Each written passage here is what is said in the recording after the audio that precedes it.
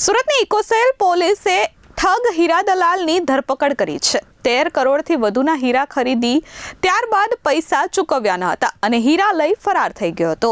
સુરતના હીરા ઉદ્યોગમાં કરોડોની છેતરપિંડી આચરનાર હીરા દલાલ સાહિલ શાહની પોલીસે ધરપકડ કરી છે।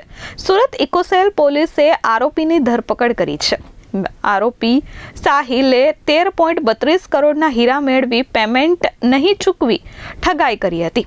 મુંબઈ, કલકત્તા અને હૈદરાબાદની પાર્ટીઓના નામે વિશ્વાસ કેળવી હીરા દલાલે મસ્ત મોટી છેતરપિંડી કરી હતી। હીરા વેચીને મળેલી રકમ ક્રિકેટ સટ્ટામાં હારી ગયો હોવાની કબૂલાત હાલ આરોપી આપી રહ્યો છે। છેલ્લા 2 મહિનાથી નાસ્તા ફરતા આરોપી સાહિલ હસમુખભાઈ શાહને ઇકોસેલ પોલીસે ઝડપી પાડી કાયદેસરની કાર્યવાહી હાથ ધરી છે।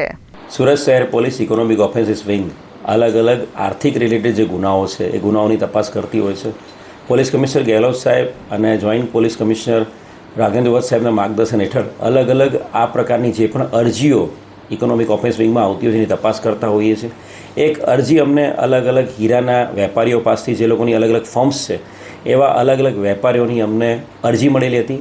જે અરજી અનુસંધાને સાહિલ શાહ નામનો એક વ્યક્તિ જે હીરાના દલાલ તરીકે કામ કરે છે એ વ્યક્તિ આ અલગ અલગ હીરાના વેપારીઓને મળ્યો હતો અને આ હીરાના વેપારીઓને ગુજરાત રાજ્યની બહાર અલગ અલગ સ્ટેટ્સમાં ખાસ કરીને કલકત્તા, હૈદરાબાદ, મુંબઈ આ બધા જે શહેરો છે આ બધા શહેરોમાં હીરાની ખૂબ મોટી જરૂરિયાત છે અને આ હીરાનું જો તમે વેચાણ કરશો તો આ હીરાના વેચાણમાં તમને ખૂબ મોટો ફાયદો થશે એવો વિશ્વાસ આ વેપારીઓને અપાયો હતો અને વિશ્વાસના આધારે ટોટલ 13 કરોડ 32 લાખ રૂપિયાના અલગ અલગ હીરાઓ એણે આ વેપારીઓ પાસેથી લીધા હતા સાહિલ શાહે અને ત્યારબાદ આ હીરા છે એણે આગળ કલકત્તા, હૈદરાબાદ, મુંબઈ કોઈ પણ વેપારીને કંઈ આપ્યા નહીં અને બારોબાર એ પોતાના અંગત ફાયદા માટે આ હીરા એમની સ્વિંગમાં આવતાની સાથે એની પૂરોપર તપાસ કરવામાં આવી હતી અને એના અનુસંધાને સાહિલ હસમુખભાઈ શાહ વિરુદ્ધમાં ગુનાહિત છેતરપિંડીનો ગુનો દાખલ કરવામાં આવ્યો હતો।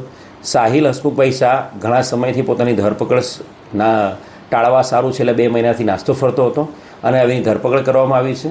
ગુનાના કામે એને અરેસ્ટ કર્યા બાદ હવે એના રિમાન્ડ લેવાની આગળ કાર્યવાહી ચાલુ છે।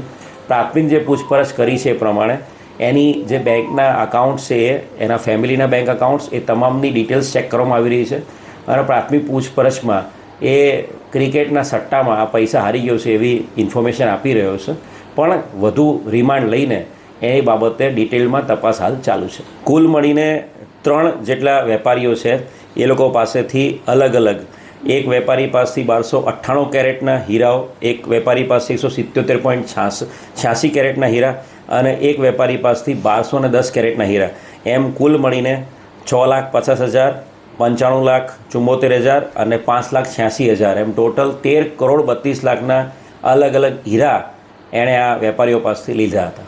હાલ ગુનાહિત ઇતિહાસ કોઈ મળી આવેલ નથી પરંતુ ગુજરાત સરકાર દ્વારા જે ચાલુ કરેલા જે પોર્ટલ્સ છે ઈ-ગુજકોપ પોર્ટલ અને સાથે સાથે ICGS પોર્ટલ અને જે નેટગ્રીડ પોર્ટલ છે નેશનલ લેવલનું એ તમામ પોર્ટલ પર આ વ્યક્તિ વિરુદ્ધમાં અન્ય રાજ્યોમાં કે ગુજરાત રાજ્યમાં અન્ય કોઈ જિલ્લામાં કોઈ ગુના દાખલ થયો એ બાબતે તપાસ હાલ ચાલુ છે।